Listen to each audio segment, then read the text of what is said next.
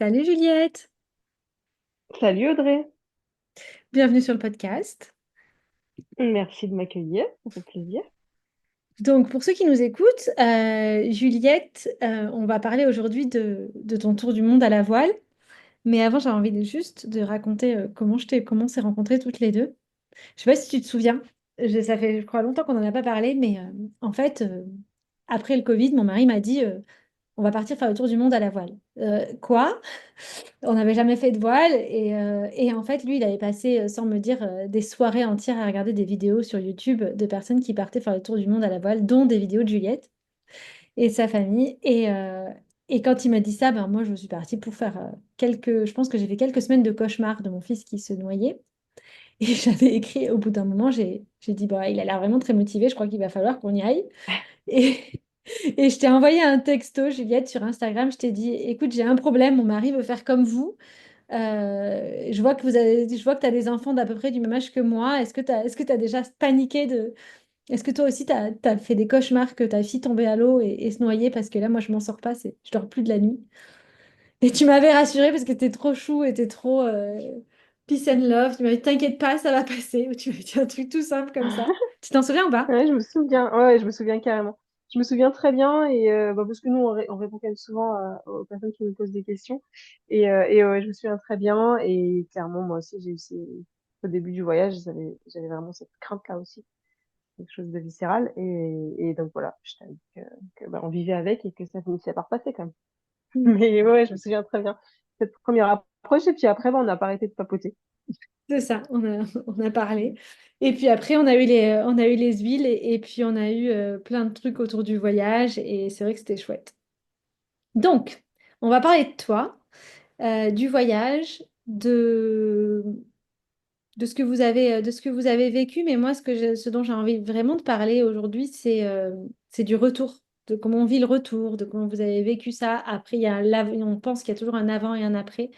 Et j'aimerais que tu me racontes ça. Ouais, avec plaisir. Donc, on va commencer par la base. Est-ce que tu peux te présenter, ta famille, ton métier? Et donc Juliette, moi j'ai 41 ans. Je suis infirmière puéricultrice et je suis mariée avec Hubert depuis 2007. Et on a quatre enfants qui ont trois filles et un garçon qui ont entre bientôt 16, 13, 10 et 7 ans. Donc voilà. Et on est installé à Cherbourg depuis quelques mois seulement.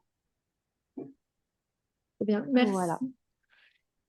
Qu'est-ce qui vous a donné envie de partir faire le tour du monde en famille, à la voile, et comment vous êtes-vous organisé? Alors c'est souvent la première question d'ailleurs. On a fait un petit Ouais, post là-dessus l'autre jour.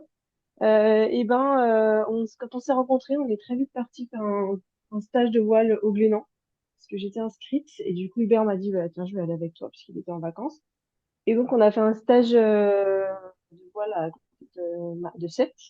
Et à la fin de ce stage, nous, on se connaissait à peine, enfin, on était ensemble depuis peut-être 3 semaines, quoi. Et puis, à la fin du stage, on s'est regardé, on s'est dit... Enfin, moi, c'était un rêve que j'avais depuis très longtemps, Hubert, je pense aussi, et on s'est dit, bah voilà, si jamais on est toujours ensemble dans quelques années, qu'on a fondé une famille, on partira faire le tour du monde à la voile. C'est vraiment quelque chose qui nous attirait depuis très longtemps.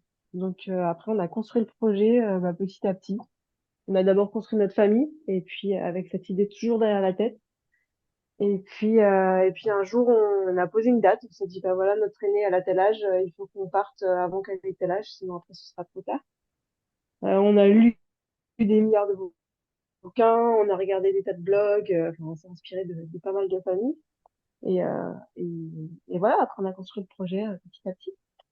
mais à la Mais ça nous base, a bien pris quelques années pardon. quand même. Vas-y, vas-y. À la base, du coup, parce que tu dis que c'était ton rêve, déjà toi avant, mais bon, je t'avoue que ça n'a jamais été mon rêve en fait. Alors, ça a été génial, hein, mais je me suis jamais dit, tiens, je vais partir faire le tour du monde à la voile. Est-ce qu'il y a quelqu'un qui t'a inspiré? Est-ce que tu as rencontré une famille dans ta vie, Je saurais pas vraiment te un dire livre? comment c'est venu. Oui, bien sûr, il y a des livres qu'on a lus, mais on les a lus en ayant déjà ce projet en tête. Donc, je sais pas, moi j'ai découvert la voile un peu tard. Mes parents nous ont emmenés faire une croix. Mon père était dans la marine, donc on fait mes bord de la mer, etc. Euh, on- je sais pas vraiment moi, voilà, j'ai découvert la voile un peu tard. J'ai fait des stages au Glénan. Après que mon père nous a emmenés en croisière 2 étés de suite sur un bateau avec un skipper. J'ai adoré et c'est un peu comme ça que ça a été un peu le déclic. Mm. Et, Et et sûrement que tu as après, voilà, j'ai rencontré des fait personnes qui faisaient du voyage à la voile aussi. Parce que moi, je non, pensais pas. même pas qu'on pouvait faire un tour du monde à la voile en famille, je pense, il y a 5 ans, tu vois. Ah oui, bah non, non, bah, moi j'adorais la voile, donc je me suis dit, bah après, pourquoi pas, puis après c'est venu. Enfin, j'avoue que j'ai pas vraiment de choses enfin, de C'est- références qui m'auraient dit, tiens, en voyant cette personne-là, je veux faire ça. C'est venu petit à petit parce que bah, j'adorais cet élément-là et Mm. parce qu'on est heureux sur l'eau et parce on voulait vivre. Enfin voilà, quand on loue une semaine, c'est bien, mais c'est pas assez long, quoi. Donc on Mm. se disait, bah pourquoi pas plus. Et Ouais. après, à force de lire des bouquins, à force de voir des familles qui le faisaient, bah, on s'est dit, ok, la plupart des familles font 1 an autour de l'Atlantique, mais c'est un tel branle-bas de combat dans notre vie que bah autant le faire pour plusieurs années. Et Mm. puis, bah, ce petit défi de se dire, je vais faire le tour du monde, et ben, enfin, moi, ça me titillait vraiment de faire un peu ce petit, Ok, je un peu vois. comme un exploit, quoi, de se dire, bah voilà, Mm. je veux le faire. Et voilà, donc petit à petit, on a construit ça, on s'est dit qu'il fallait 3 ans, Et et puis puis voilà, 4. c'est parti. Et puis 4. Oui, bah du coup, je comprends mieux en fait. Je pense que ça a dû être petit à petit, au fur et à mesure de l'idée de un petit peu plus long, à je me renseigne, à je vois que c'est possible. Parce que moi, j'ai un livre qui m'a marqué et je pense que si je l'avais lu, ça m'aurait vraiment donné envie de le faire. Mais c'est un livre que j'ai lu à partir du moment où j'ai décidé aussi de partir, où on a décidé de partir. En fait, ça part toujours de quelque chose et puis tu te renseignes et puis tu t'attends. Après, tu trouves des sources d'inspiration qui t'inspirent encore plus. Oui, voilà, c'est ça. Je pense qu'il n'y a pas eu, voilà, il y a pas eu vraiment une source d'inspiration particulière, il y en a eu plein, quoi. Tu te Mm. dis, tiens, c'est possible. Et voilà, moi, j'avais cette image de voir mes enfants tout nus sur le pont d'un bateau. Avec de l'eau turquoise autour et je me dis que c'est quand même trop cool quoi. Mm. Ouais, trop bien. Du coup, le livre dont je parle, c'est le livre de France Guillain. Tu sais, Un bonheur sur la mer, je crois. Et Ah oui, tiens, celui-là je l'ai pas lu. bah, il existe plus, je crois. Et je l'avais Ah trouvé je l'avais eu sur recommandation ouais, il est plus édité, mais il est trop bien. ouais. Bah, moi le premier que j'ai lu après avoir eu cette idée-là, c'est et on en avait un peu parlé quand j'étais petite, je pense, c'est la famille de La Rochefoucauld qui a fait un tour en passant par la Patagonie et ils avaient Ouais, 5 enfants et voilà, je pense que c'est un des livres qui m'a quand même inspirée, mais entre autres. On l'a lu aussi. Mm. Top. Mais on l'a lu après avoir cette idée, après avoir vu vos vidéos.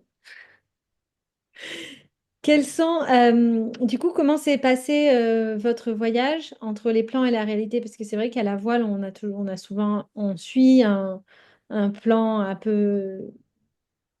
enfin, qui existe de base, et on suit les vents, quoi, de toute façon. Et on a un petit peu des deadlines en fonction des vents, des météos et du changement de saison. Mais souvent, ça change parce que rien n'est écrit. Et du coup, est-ce que vous avez suivi les plans? Est-ce que vous avez revu les plans? Est-ce que vous avez eu des choses différentes?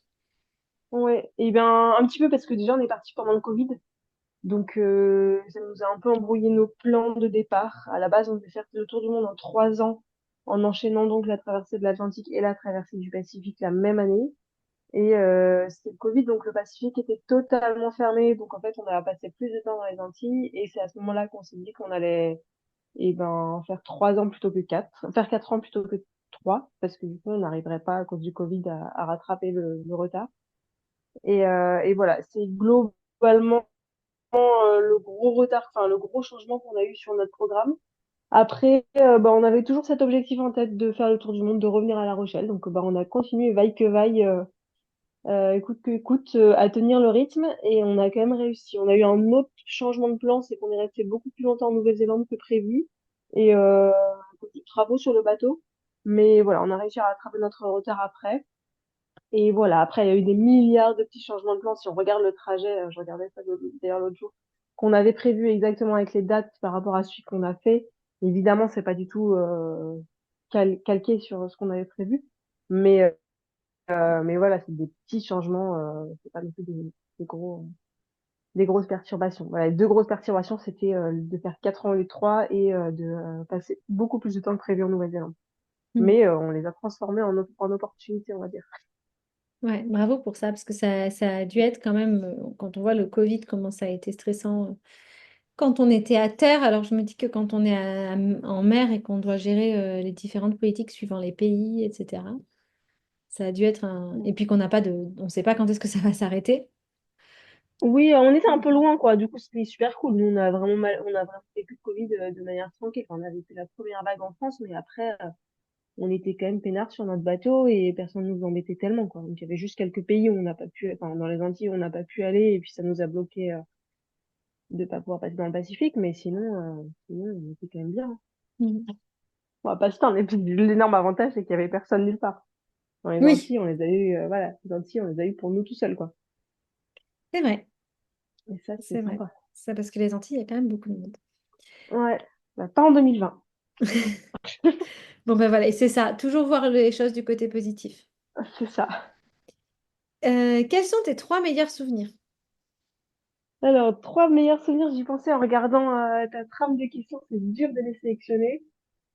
Je dirais, je vais faire trois gros souvenirs un peu généraux, c'est-à-dire que toutes les arrivées enfin, à la voile sur des îles, toutes les arrivées sont juste mythiques et j'ai pas réussi à en classer une particulièrement, mais voilà, dès qu'on arrive de plusieurs semaines de traversée, c'est juste incroyable de sentir la terre un peu au loin, de la voir, enfin, de la voir d'abord, de la sentir après, et d'arriver, de poser l'ancre et qu'il n'y ait plus de bruit autour de nous, que le bateau se pose, qu'on se dise, waouh, ça y est, on a réussi encore cette traversée. Et ça, c'est vraiment un énorme souvenir à chaque fois, quoi, à chaque arrivée. Une saveur particulière en arrivant quand même dans le Pacifique, en arrivant en Martinique, et une deuxième saveur particulière en arrivant en Afrique du Sud, parce que la traversée est quand même assez complexe. Et du coup, bah, et puis de se dire qu'on arrive en Afrique, waouh, c'est quand même un nouveau continent et tout, c'est quand même assez fort. Un deuxième gros souvenir, c'est quand on faisait de la plongée, du snorkeling dans les Tuamotu au Pacifique, dans le Pacifique, en Polynésie française. Parce qu'il y a des passes, c'est des atolls, donc c'est des petits cercles de corail, quoi, et il y a des passes pour rentrer et sortir. Et dans chaque passe, il y a une vie incroyable sous-marine et il y a du courant. Et donc, en fait, on se met à l'extérieur de la passe et on se laisse porter par le courant. Et là, on voit défiler sous nous la vie sous-marine. C'est juste incroyablement beau. Et le fait de pas avoir à nager, d'être porté par le courant, c'est vraiment assez jouissif, quoi. Et donc, Mm. on a l'impression d'être dans Nemo, là, dans le courant avec les tortues. Et ça, c'est vraiment des souvenirs assez magiques. On le faisait plusieurs fois d'ailleurs à chaque fois, comme dans un parc d'attractions. Ouais, c'est ça, ça fait Voilà. parc Ouais. d'attractions, c'est ce que j'allais te dire. C'est le petit Non, mais train, quoi. clairement, on remontait avec l'annexe, là, notre petit bateau à moteur, on remonte de l'autre côté, puis on refait. Donc, c'est vrai que c'était assez génial. Et ça, c'est vraiment un très, très bon souvenir aussi. Après, j'en ai plein d'autres, mais quand on a coupé notre route, quand on a fait officiellement le tour du monde au large de la Guyane en février dernier, et ben, c'est encore un moment hyper fort, hein, de se dire, waouh, ça y est, on est déjà passé là, mais ça fait 3 ans et demi et on a fait le tour du monde entre-temps et tout ce qui s'est passé, toutes les difficultés qu'on a eues, enfin, voilà, c'était un accomplissement et c'était un grand moment de joie. Mm. Donc voilà, Ouais, parce que c'est j'en long, ai plein 4 ans, d'autres. donc Bah, c'est 4 ans, quand c'est même... hyper long. Ouais. Et finalement, c'est très court et très long à la fois. Oui, bah oui. Mais du coup, j'imagine ce truc de se dire, waouh, on l'a fait, quoi, C'est ça, voilà, après on a 4 ans. réussi, on a coupé notre route et puis malgré toutes les difficultés, enfin voilà, on a quand même réussi et c'est assez fou. Mm. Trop bien, merci pour ce partage. Ah Et bah, avec après, pour plaisir. l'Afrique, ben, du coup, il y avait quand même eu le Cap-Vert. Moi, j'ai eu bon, nous, on a fait que le tour de l'Atlantique, enfin, même pas le tour, qu'une partie, mais l'arrivée au Cap-Vert, j'ai vraiment eu ce truc de on arrive en Afrique Ah bah clairement, aussi. ouais, c'est vraiment fou quoi. Ouais, quand Et on ça y doit est être. arrivé, ouais, c'est un Voilà, autre après, continent, la nave, c'était pas la même que celle que tu as faite pour arriver en Afrique du Sud, ça, c'est sûr. ouais, bah en fait disons que plus la nave est difficile, plus le sentiment quand t'arrives Ouais, c'est est fort. ça. Ouais, et c'est tellement ça, ouais, je suis d'accord. Mm. Trop bien. Et du coup, ben, on va parler un peu des galères, parce que je suppose que vous en avez eu aussi. Ouais, et exactement. On a eu pas mal de galères, bah forcément, on dit en bateau un jour une galère, après des plus ou moins fortes. Tu disais trois galères.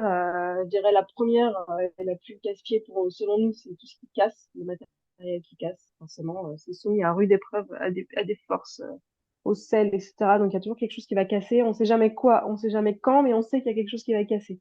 Et ça, c'est un peu crispant à la longue. Sur 4 ans, c'est un peu, c'est un peu lourd à gérer. Enfin voilà, moi, ça me faisait parce que nous, on n'est pas de très grands bricoleurs et à chaque fois, on se dit, oh, comment on va faire pour bricoler ça, pour réparer si ça casse. Et en fait, bon, ça en est toujours sorti, mais c'est vrai que c'est quelque chose qui est latent, quoi, et qui pèse un peu sur la, sur le, sur l'équilibre, quoi. Mm. Donc ça, je dirais une des Oui, grosses c'est pas comme galères. quand tu as une ampoule qui brûle ou que tu es chez toi et Non, que c'est tu peux ça, là, on appeler. est Non, mais dans pour une remettre les choses dans le maison. contexte, voilà, tu peux Clairement, pas là, on est appeler dans une l'électricien. maison, on s'en fout, quoi. Il y a une fuite, bah, c'est pas très grave, il y a une fuite, bon, bah, ça va un peu vider le mur. Au pire, on attend que, voilà, et puis l'assurance réparera. Enfin, la maison va pas s'écrouler, voilà, en bateau, quand t'as une fuite, bah, c'est tout de suite de l'eau salée qui rentre, ça va tout casser, ça va tout de suite, tout prend des proportions beaucoup plus embêtantes, quoi. Mm. Et puis, s'il y a pas d'eau, c'est pas grave, on a des voisins, etc. Mais là, en bateau, s'il faut Des des toilettes bouchées, salinisateurs, par exemple. Hein? voilà, des toilettes bouchées, le désalinisateur qui tombe en panne, enfin, c'est tout de suite des choses Ben oui. importantes, quoi, dont on Ouais. a besoin pour vivre. Donc voilà, ce stress latent, ça, c'est quand même une grosse galère. Donc voilà, c'est toutes les galères qu'on a eues, c'était vraiment des grosses casses. Après, on a eu quelques petites frayeurs médicales. Mon fils qui tombe dans les pommes au large des côtes et ma fille qui était malade sur une traversée. Donc ça, c'était aussi des grosses galères quand même, parce que bah, tu te dis que t'es quand même au milieu de nulle part et que t'as pas le SAMU, t'as pas les secours, t'as pas les pompiers, tu dois te gérer toi-même. Et Heureusement que tu es infirmière, quand même. oui, heureusement que je suis infirmière. Encore, je sais pas si ça change grand-chose, parce qu'il y a des moments où bah, l'infirmière, on a beau être infirmière, on a quand même des limites. Mm. Mais ouais, il y a des moments où je faisais pas la maline quand même. Et sinon, une galère, plutôt, je dirais pas une galère, mais c'est en termes de météo, on s'est pris des bons gros coups de vent et donc on attendait que ça passe, quoi. Mais, euh, mais c'est passé. Mm. Donc des coups de vent en mer que vous aviez pas vu arriver? Non, ça on les voit toujours arriver. Celui où on a vraiment eu un peu peur, c'est un coup de vent qu'on s'est pris à terre en Afrique du Sud dans une marina qui n'était pas sécurisée. C'est il y a pile 1 an d'ailleurs. Et en fait, c'est pas quelque chose de prévisible parce que c'est des vents qui descendent des montagnes autour. Et donc, enfin, en tout cas, c'était marqué nulle part sur les fichiers. On n'a pas vu venir. Il y avait du vent, mais il ne devait pas y avoir autant. Et on a eu plus de 70 nœuds de vent, mais on était dans une marina pas sécurisée. Donc, en fait, c'est encore plus dangereux. Vaut mieux être au large parce qu'il n'y a pas de danger au large, à part des vagues. Mais là, on avait des vagues dans la marina, les pieds qui tapaient. Enfin, du coup, c'est hyper dangereux, quoi. On a cru que Mm. le bateau allait exploser à un moment. Et donc, là, on a vraiment pas fait les malins, quoi. Parce qu'on se sentait emprisonné. En fait, on pouvait pas sortir, on pouvait pas bouger, on était obligé de subir. Mm. Donc voilà. Oui, je vois. Dans les marinas, finalement, c'est peut-être le plus compliqué parce que tu peux pas t'échapper, quoi. Bah c'est ça en fait, on était prisonniers du truc et on Ouais. devait gérer et c'était ça qui était le plus pénible quoi. Mais bon, on apprend que tout passe. Mm. Et puis on se rappelle que du positif. Exactement. Ouais, et puis finalement les galères font les meilleurs souvenirs, hein. Oui, aussi, avec la Après coup, on rigole distance. bien. Et Voilà, du coup, c'est vu ça. qu'on parle de galère, de médical, donc tu as rencontré doTERRA alors que tu étais à mi-parcours, que vous étiez en Nouvelle-Zélande. Ouais, Euh, exactement. c'est là que tu as commandé tes premières huiles. Est-ce que les produits t'ont aidé quand vous allez à partir de là? Est-ce que tu as vu une différence? Clairement, clairement, moi j'étais trop contente de découvrir ça. Enfin, ça faisait longtemps que je voulais découvrir les huiles essentielles et puis bah, ouais, tu m'as présenté ça. On va raconter quand même que c'est drôle parce que je voulais me désabonner de ton compte parce que j'en avais marre de voir passer tes posts sur les huiles J'ai essentielles. hésité à le raconter, mais c'est bon, tu me Mais je l'as fait trouvais dans le ça plat, marrant de vas-y. le raconter. Ouais, parce que j'étais à Audrey, elle me fatigue avec ses huiles et tout. Et puis finalement, je dis non, avant de me désabonner, je vais me renseigner un peu sur le sujet. Et donc, c'est là que je me suis lancée dans l'aventure. Et clairement, bah, j'ai tout de suite vu que c'était hyper efficace. Et ça nous a beaucoup aidé sur pas mal de choses. Notamment, moi, ça m'a beaucoup aidé sur le sommeil parce que j'arrivais pas à dormir en navigation. Et grâce aux huiles essentielles, la Copaiba surtout, bah, j'ai réussi quand même à mieux dormir et à mieux me relaxer en navigation. Et puis pour tout, après, c'est vrai maintenant, on les utilise pour plein de choses. Et c'est vrai qu'au quotidien, c'est une grande aide, que ce soit sur le plan physique que émotionnel, quoi. Donc aucun regret. Je suis toujours à fond dans l'aventure d'Otera. Top. Alors maintenant, on va parler du retour. Est-ce que tu avais une date de retour? Oui, d'abord 3 ans puis 4 ans. Ouais. Euh, comment vous viviez l'arrivée de cette date? Tu vois, parce qu'on part en vacances. Alors, en général, on part en vacances. Les gens qui partent en vacances autour de moi, ils me disent, ah ben moi je pars en vacances, mais je suis trop contente de rentrer chez moi. À la fin des vacances, j'ai super hâte de rentrer. Euh, et du coup, je me demande, sur un laps de temps de 4 ans, quand tu as une date de retour, vous aviez votre date, quoi, la rentrée de septembre, voilà, l'été, quand la date approche, est-ce que vous êtes en mode j'ai envie de rentrer, j'ai pas envie? On était très partagés, évidemment, hein. Bah, au début, quand on est parti, pour nous, le retour, c'était dans trop longtemps, donc on n'y pensait pas. On a commencé à vraiment y penser, je dirais, quand on était en Nouvelle-Zélande. Quand on a quitté la Nouvelle-Zélande, bah, on était à l'autre bout du monde, donc on était sur le retour, entre guillemets. Et chaque mille qu'on faisait nous rapprochait de la France, donc on était Hmm. forcé d'y penser. Et donc, ça nous a pris quasi 1 an et demi, ce chemin de retour. Et plus ça allait, plus on s'approchait. Donc, en fait, on a eu le temps vraiment de le digérer, de le penser, de le préparer. Et ça nous a permis d'être bien serein sur l'arrivée. Et plus ça approchait, plus on avait envie d'y être, en fait.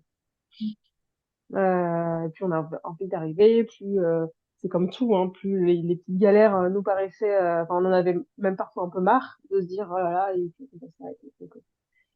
On avait un peu marre parfois de cette vie sur le bateau. Forcément, dès qu'on sent une échéance arriver, on a toujours les choses qui deviennent un peu plus exacerbées. Ouais, Et tellement. ouais, et donc c'était un peu comme ça sur les derniers mois. Et puis voilà, ça s'est fait assez sereinement. On a choisi quoi, 4 mois à peu près avant la ville où on allait se poser, c'est-à-dire Cherbourg. C'est venu grâce au boulot d'Hubert qui a postulé et qui était pris. Donc on a su ça. Après, on a pu se projeter. Une fois qu'on a pu se projeter, bah, ça allait beaucoup plus vite. Enfin, on était déjà vraiment presque rentrés quoi dans nos têtes. Et voilà. Puis après, il y avait la longue traversée retour qui nous a encore plus aidé à avoir envie de rentrer parce qu'elle était pas très funky, on va dire. Et voilà. Maintenant, on est Celle rentré. des Antilles Maintenant, celle des Antilles jusqu'à La Rochelle? ouais, des Bermudes à La Rochelle. Bah, c'est l'Atlantique Nord. L'Atlantique retour, il est jamais très drôle. Donc, Tu dirais que c'était la plus difficile? euh, je dirais que c'était la moins sympa. Je dirais Hmm. pas la plus difficile, mais la moins Toujours sympa. Peut-être dans positif. le sens, non, mais dans le sens où il commençait à faire froid. On était, voilà.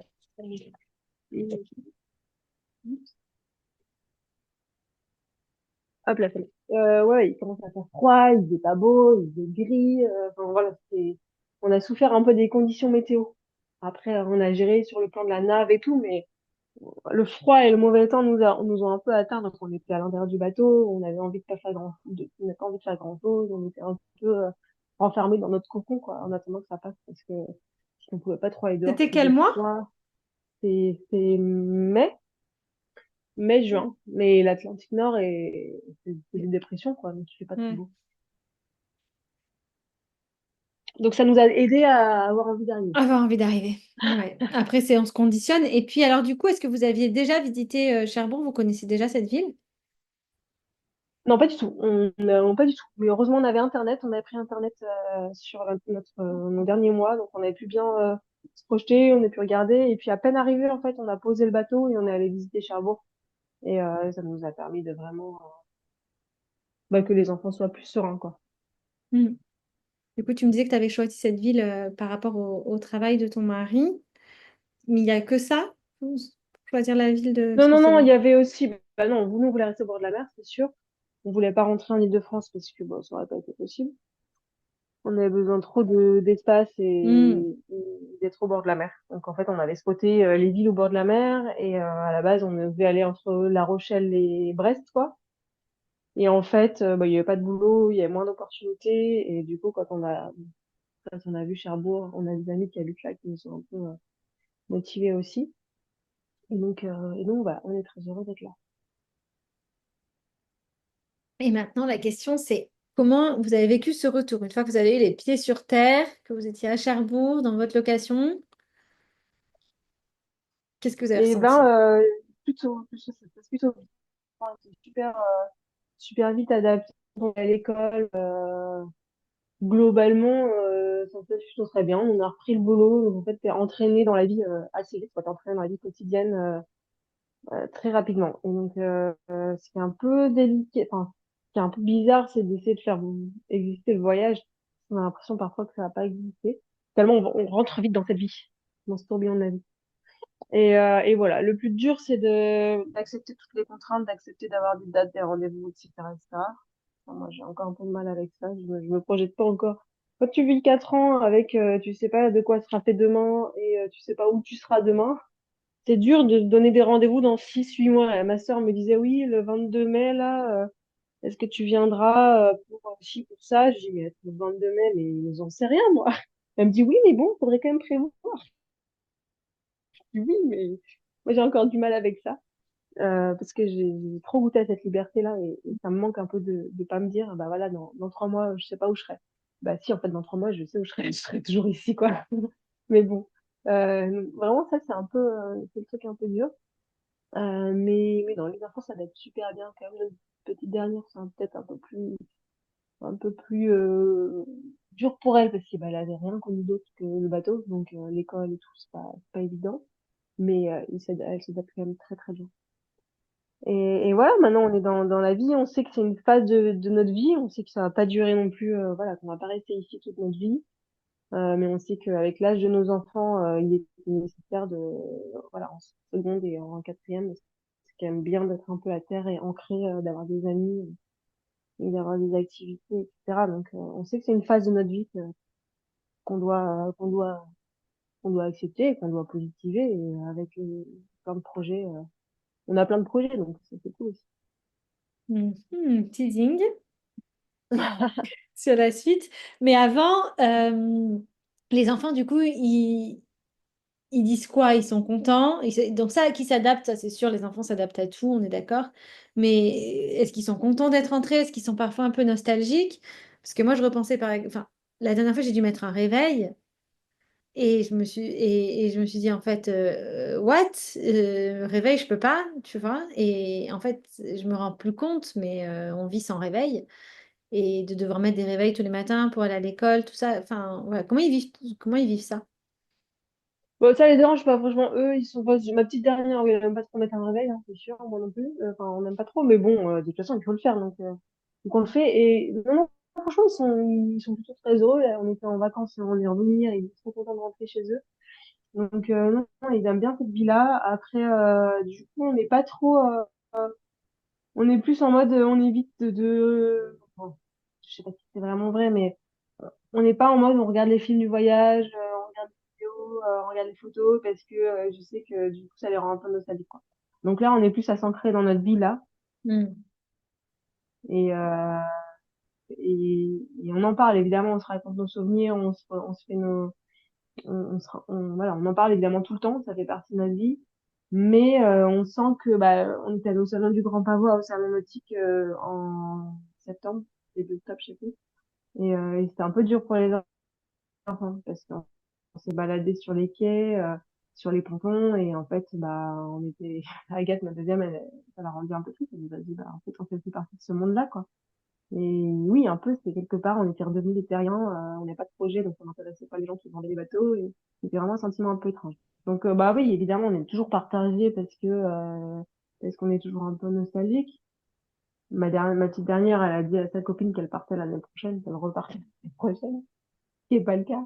Mais évidemment, oui, oui, ils ont adoré, ils n'étaient pas forcément très contents de rentrer, mais maintenant, on sait tous qu'on n'a pas trop le choix, que c'était notre projet, que là, on est ici parce que c'est nécessaire aussi de retravailler, etc.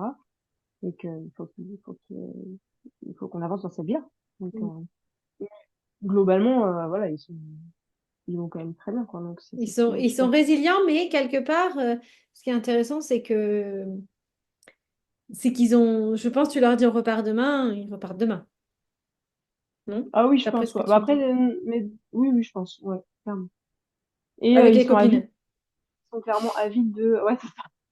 ils sont clairement avides de partir en voyage et de repartir, et de se faire des voyages, quoi. Là, on part en février chez mon beau-frère et ma belle-sœur à Abu Dhabi, donc ils sont très contents. Et voilà, donc cette petite poudre d'escambie.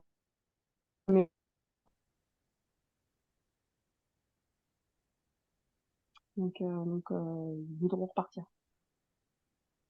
Et du coup, le teasing des projets? Et là, c'est des projets. Ouais, c'est pas des grands projets, hein. C'est des petits projets de terrien. C'est pas des tours du monde à la voile, mais là, voilà, on vient d'acheter une nouvelle maison, donc on a pas mal de travaux à faire, pour la remettre à notre goût. Donc ça, c'est sympa. Ça va pas mal nous occuper cette année. Et puis, des vacances cet été pour un moment. On va à Abu Dhabi en février. Et puis des petits projets professionnels aussi. Donc on n'a pas le temps de s'ennuyer. Ça, c'est clair. On est sur, euh, on est Tu sur disais pas que mal de t'allais, choses à la fois. tu disais que t'allais, bah, de toute façon, c'est important d'avoir des projets pour avancer. Et je comprends aussi le fait que tu veuilles pas regarder les. C'est vrai que nous non plus, tu vois, finalement, je viens de réaliser qu'on regardait pas nos photos et nos films. Que de temps en temps, je les regarde pour aller repêcher un truc pour un réseau ou comme ça, ou pour un site. Et puis, ça me fait, ah, oula, il faut vite qu'on reparte. C'était trop bien. Mais donc je comprends. Je comprends. Mais du coup, est-ce que vous avez envie de repartir faire un tour un tour à la voile plus tard? Est-ce que les Bah, enfants nous, se on disent, sait. tiens, moi je ferai ça plus tard avec mes. Parce que moi, mon fils dit ça. Mon fils dit qu'il va faire. Oui, Mon fils oui. de 6 ans dit qu'il va partir faire le tour du monde, mais tout seul. Ah, tout seul. Trop marrant. Oui, oui, clairement, les enfants, c'est sûr qu'ils repartiront aussi. Après, à la voile, je sais pas, mais en tout cas, oui, c'est sûr. Et nous, on partira, mais quand les enfants seront indépendants, parce que là, on est dans une phase où ils sont ados et ils faire leurs études, etc. Donc, il faut être pas mal là. Mais nous, une fois dès qu'ils seront indépendants, dans quelques années, c'est sûr qu'on repartira, peut-être pas sur le même mode, peut-être en navigation plus lente, avec des 6 mois sur terre, 6 mois en mer, ou quelques mois. Mais c'est sûr qu'on repartira, si Mm. on peut. Mm. Et du Mm. coup, ton activité chez doTERRA, comment tu vois le développement de cette activité, toi? Et ben, pour Quels l'instant, je sont... suis un peu encore en transition, c'est-à-dire que j'avais développé uniquement en ligne sur le bateau, et là, j'essaye de développer un peu plus en présentiel, dans mon nouvel environnement. Donc, ça prend un peu plus de temps qu'en ligne, c'est plus compliqué. Mais c'est tout aussi intéressant. Et après, moi, je bosse quand même, donc je suis quand même à l'hôpital, donc ça me prend aussi un peu de temps, mais plus les enfants. Donc, en fait, voilà, il faut que. Mon gros défi cette année, c'est d'arriver à m'organiser et à me faire des plages horaires vraiment dédiées à chaque activité. Et bah, du coup, j'ai l'hôpital, j'ai les enfants, j'ai doTERRA, et donc je suis aussi inscrite pour passer un diplôme de consultante en lactation, en allaitement. Et donc, bah, il faut que je Génial. bosse un peu. Et du là, pour l'instant, je l'ai un peu mis de côté, mais il va falloir que je m'active un peu parce que c'est en septembre. Donc voilà, vraiment, mon objectif, c'est de me délimiter des plages de temps parce que là, voilà, en termes d'organisation, c'est pas évident. Là, je fais un peu au feeling, mais je sens que c'est pas très stable. Donc voilà, faut que je me mette des jours bien précis pour doTERRA, des jours pour l'allaitement et puis des jours pour la reste. Et, euh, et du coup, ton projet, bah, c'est intéressant ce que tu partages parce que c'était une question que j'allais te poser, c'est-à-dire comment tu t'organises. T'as quand même un job, tu as 4 enfants, en plus, je savais pas que tu étais en train de passer ce diplôme de consultante en lactation, tu développes de Terra aussi, et du coup, ça fait quand même beaucoup. Du coup, c'est intéressant que tu dises que tu n'arrives pas à t'organiser, mais quand même, ton activité chez doTERRA fonctionne plutôt bien.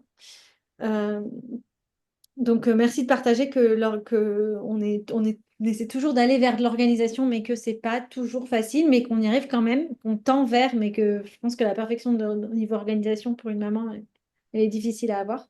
C'est toujours des impondérables. Ouais, c'est ça. On a beau se caler je sais pas, 2 heures là pour bosser et bam, ton enfant va être malade, il va C'est faire ça. une réunion ou un truc. Donc, Mm. bah, c'est pas grave. Le tout, Du c'est de coup, je rester pense que zen, quoi. il va falloir que je mette mes soirées à contribution, je pense. Ben, après, c'est une histoire de choix et de concession versus projet. Et comme tu dis, c'est que c'est que cette période de votre vie où tu sais que de toute façon la question se pose pas, il faut qu'elle ait lieu parce qu'elle correspond à un besoin de tout le monde et je pense aussi à un besoin financier et qu'on peut pas rester sur un bateau à vie, voilà. Et que du coup, ben, à un moment donné, quand tu veux aussi avancer, ben, tu es obligé de faire des concessions sur des soirées ou des choses comme ça. Mais quand c'est pour Ouais, c'est son... ça. Quand on a un projet, ben, ça prend plus de sens, quoi. Ah bah Quand on a oui, un projet voilà, en c'est table. ça. Donc, et puis c'est tout passe, c'est un truc qu'on a appris pendant le voyage, c'est que rien n'est figé, tout passe, la tempête ça dure exactement X heures et à X heures plus une minute, ça s'arrête totalement. C'est impressionnant. Et donc voilà, dans la vie, c'est pareil. Donc il faut se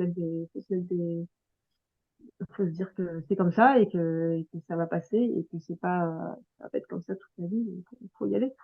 C'est comme ça un peu que moi je vois les choses. C'est que voilà, on y va maintenant, c'est le moment. Et puis quand ce sera plus le moment, ce sera plus le moment, mais on aura accompli ce qu'on devait faire, quoi. Et du coup, qu'est-ce qui t'a donné envie parce que à la base, tu avais pris des huiles pour utiliser sur le bateau. Qu'est-ce qui t'a donné envie de devenir conseillère et d'accompagner toute famille, toi? Bah, c'est venu assez naturellement en fait. À la base, moi c'était surtout pour soigner ma famille. Et puis, bah, au contact des autres, à force de partager, bah, c'est forcément quelque chose dont on parle souvent, la santé, euh, les problèmes, etc. Donc, voilà, à force d'en discuter avec les autres, avec les autres équipages, avec ma famille, avec mes amis. Et ben, à force, du coup, ils me posent des questions, ils me disent, mais ça, du coup, tu vas utiliser quoi, etc., etc. Donc, au bout d'un moment, moi, je me dis, bah, voilà, je vais cliquer sur mettre mon compte en conseillère et du coup, profiter de ça parce que, bah, doTERRA nous permet d'être conseillé et du coup d'avoir nos produits quasi gratuitement. Enfin, à partir du moment où on conseille les produits aux autres et que les autres sont convaincus aussi, bah nous on peut avoir des produits gratuits. Donc voilà, je me suis mis dans cette optique-là et puis après et puis, au fur et à mesure, quand ça fonctionne de mieux en mieux, bon, on n'a pas que des produits gratuits, on peut aussi dégager un petit peu un complément de salaire. Donc c'est comme ça que c'est venu, mais totalement naturellement en fait. Moi à la base j'ai pas cliqué en me disant je vais être conseillère. Après, moi, en tant qu'infirmière, j'adore aussi accompagner les familles et donc c'est venu vraiment très naturellement dans mon cursus. Ça s'inscrit dans ton projet aussi qui aujourd'hui t'accompagne à l'hôpital, mais tu peux accompagner les Ouais, familles à devenir autonomes aussi hors de l'hôpital, quoi. En voilà, prenant peut-être c'est un peu ça. plus le Donc, temps et en étant un petit peu plus libre que, que ce que tu peux oui, faire oui, par bah là. voilà, à l'hôpital, on a un peu trop le temps. Et Mm. puis, les essentiels sont pas encore très présentes à l'hôpital, mais oui, clairement, Ça c'est aussi dépend un des projet que hôpitaux, j'ai. il y a encore des trucs à faire, tu vois. Ça Ouais, bouge quand même. ça bouge un peu, mais il y a encore plein de choses à faire. Ah oui, c'est Mais sûr. voilà, clairement, c'est un projet que j'ai, moi, d'accompagner aussi hors hôpital. doTERRA s'inscrit parfaitement dans ce projet-là. Et est-ce que tu te vois dans plusieurs années repartir avec un complément de revenu, voire un revenu de chez doTERRA pour accompagner ton Et ben, voyage?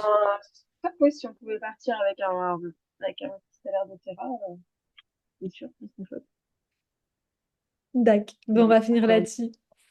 déjà, dans notre vie, ce serait bien, mais du coup, si ça nous permet de repartir, encore mieux. Ouais, ben, je te le souhaite. T'es bien parti en tout cas. Ben, merci. Merci beaucoup. C'est grâce à toi, hein, quand même, tout ça. Oh, merci. Est-ce que tu veux rajouter quelque chose par rapport à cet échange? Bah non, bah du coup, merci beaucoup, hein, parce que c'est quand même toi qui nous a... Enfin, c'est drôle, notre histoire, on s'inspire mutuellement, mais du coup, pour doTERRA, c'est quand même grâce à toi, et merci de m'avoir appris tout ça. Avec plaisir, tu m'apprends aussi beaucoup. Merci beaucoup d'avoir Merci. partagé tout ça. C'était hyper émouvant ton partage sur le retour. Donc, parce que ton histoire, je la connaissais déjà un petit peu, parce que j'avais écouté d'autres podcasts, mais la partie sur le retour, on n'en parle vraiment pas beaucoup et j'adore ta philosophie de Bah se non, dire. et puis on n'a pas encore un grand recul, Hmm, mais voilà. Pour ça, on est dedans. ouais. Ben, bravo en tout cas. C'est hyper Bah, inspirant. merci beaucoup. Merci. Bye bye, ciao. Merci à toi. Salut.